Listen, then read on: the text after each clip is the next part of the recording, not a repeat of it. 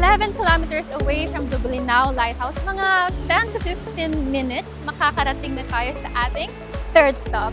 At kung ang hanap nyo ay river cruise, hindi tayo bibiguin ng Balingasay River.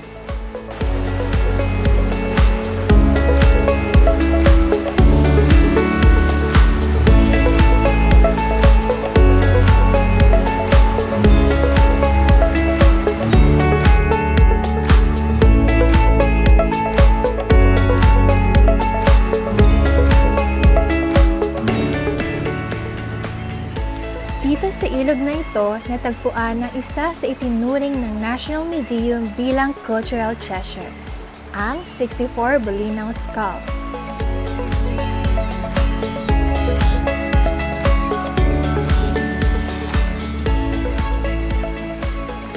Natanghal ding cleanest river ang Balingasay sa buong Region 1 noong 2004. At dahil malapit na nga tayo sa ilog at dagat, hindi mawawala ang mga tindang sariwang seafoods.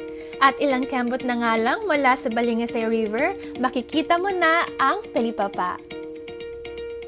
Kuya, ano po mga benta yung isda niyo? Bangus po, ma'am. Boss, pwede po pakita. Saan niyo po siya hinuhuli? Doon po sa Barangay Tara, Bolinao, Pangasinan po.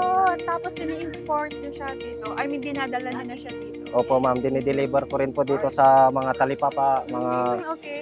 Kung saan pa? Dito lang ba? Sa Balingasay na talipapa? Balingasay, Istansa, Ilong, Patar. Pati ko pati. Wow! Ang lalaki ng isda!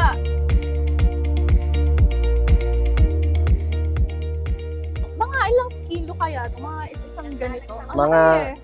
Oh? 1 kilo po, isang piraso. Okay. ganun. Ano to, culture? Harvest po, ma'am. Harvest? Opo. Okay. So, fresh po itong mga to, no? Wow. Opo. Okay. So, dito lang po yan sa Balingasay na Opo. talipapa. Makikita yung mga ganitong kalalaki bangus. Ito, meron naman sa iba, pero Opo, ma'am. ang lalaki ng bangus dito. Like, look. Oh, ang bigat. Malang- Pwede bang Malangsa po, pero ma'am. Okay lang po. So, magkano po yung 1 kilo nito? 160 po, ma'am. 160. Opo, So, parang ito, 1 kilo na ba Opo, to? ma'am. Itong isang isda na to, 1 kilo na? Oh, ma'am. Wow! Ang laki po ng isda nila. So 1 kilo na to. So, grabe yung culture nila ng bangus dito.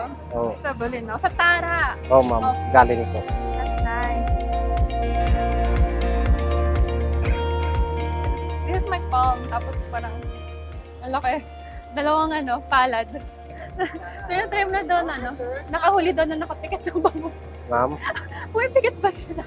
Kaya pabili daw po ng bangus na nakapikat ang mata. wala po, ma'am. Wala ko. Maliban lang, ma'am, kung kuhan. Tanggalin natin yung mata, no? Tanggalin po yung mata. Oh, ang laki talaga niya, oh. Parang ang bigat. So, 1 kilo na siya.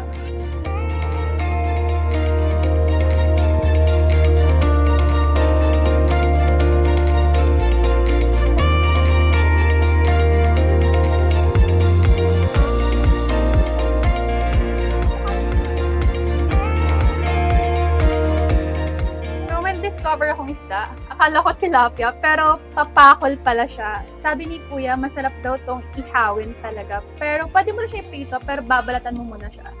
So, yan, papakol ang tawag dito. Akala ko talaga tilapia, kasi kamukha niya yung tilapia. Pero ang tilapia daw pala is sa tubig tabang, while papakol is from tubig dagat.